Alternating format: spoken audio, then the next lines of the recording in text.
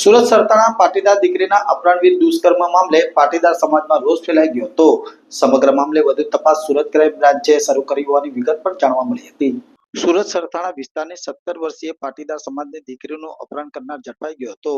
આરોપી અરવિંદ પંચાસરાએ દીકરીને પ્રેમ જાળમાં ફસાવી તેની સાથે દુષ્કર્મ આચરવાની ઘટનાથી પાટીદાર સમાજમાં રોષ ભભૂકી ઉઠ્યો હતો। ત્યારબાદ સુરત પોલીસ કમિશનરે સરથાણા પોલીસ ઇન્સ્પેક્ટરને આડે હાથે લીધા હતા અને તપાસ ક્રાઇમ બ્રાન્ચને સોંપી હતી। જ્યારે 2 દિવસમાં સરથાણા પોલીસની ટીમે આરોપીની સૌરાષ્ટ્રમાંથી ધરપકડ કરી વધુ તપાસ હાથ ધરી હતી। પોલીસે આરોપી પાસેથી બોલેરો પિકઅપ પણ જપ્ત કરી હતી। પોલીસે આરોપીની પૂછપરછ કરતા સગીરાનું અપહરણ કરી અમરેલી, ભાવનગર, બોટાદ, રાજકોટ અને પોરબંદરમાં ફરતો હતો। આ તમામ જગ્યા પર તપાસ કરી માંડવા ગામ ઢસા બોટાદથી આરોપીને સગીરા સાથે ઝડપી લેવાયો હતો। હાલ સમગ્ર મામલાની વધુ તપાસ સુરત ક્રાઇમ બ્રાન્ચને સોંપવામાં આવતા ક્રાઇમ બ્રાન્ચે વધુ તપાસ હાથ ધરી છે।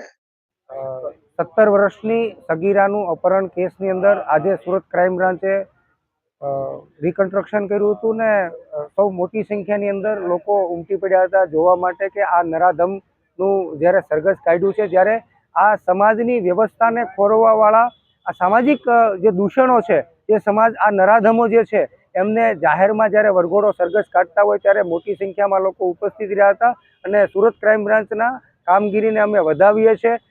પરંતુ જ્યારે આ પ્રકારની ઘટનાઓ સામે આવતી હોય છે, 16-17 વર્ષની દીકરીઓને જ્યારે આવા નરાધમો જ્યારે ફસાવી ફોસલાવીને લઈ જતા હોય છે, ત્યારે સમાજના આ લુખ્ખાઓને, આ સમાજની અંદર રહેલા જે અસામાજિક તત્વો છે, જેનો કોઈ સમાજ નથી હોતો, એવા લુખ્ખાઓનું જ્યારે સરઘસ કાઢવામાં આવે, જે લુખ્ખાઓ ફસાવી ફોસલાવીને લઈ જતા હોય છે, એ લુખ્ખાઓને જ્યારે કોઈ પનાહ આપતું હોય છે, જ્યારે કોઈ એની મદદ કરતું છે, આર્થિક મદદ કરતું છે અને કોઈ વાહનની મદદ કરતું છે, આવા લુખ્ખાઓને જે મદદગારી કરી હોય છે એવા માણસોને પણ આમાં આરોપી બનાવી અને એમને પણ આરોપીમાં નામ લખવામાં આવે, એફઆઈઆરની અંદર નામ લખવામાં આવે એવી અમારી માંગણી છે।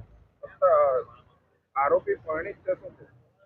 જે ચોક્કસ આરોપી પરણિત છે, એને અગાઉ ઇતિહાસમાં પણ આવી રીતે છોકરીઓને ફસાવી ફોસલાવીને ભાગીને લઈ જવાનું કૃત્ય કર્યું છે। ત્યારે હું ચોક્કસ એમનો ઇતિહાસ તપાસવાનું સુરત પોલીસને કહીશ કે આ રીતે આવા નરાધમોનો ઇતિહાસ તપાસી અને એને કડકમાં કડક સજા થાય, આ નરાધમો કોર્ટના માધ્યમથી પણ ન છૂટે એવી મારી વિનંતી છે।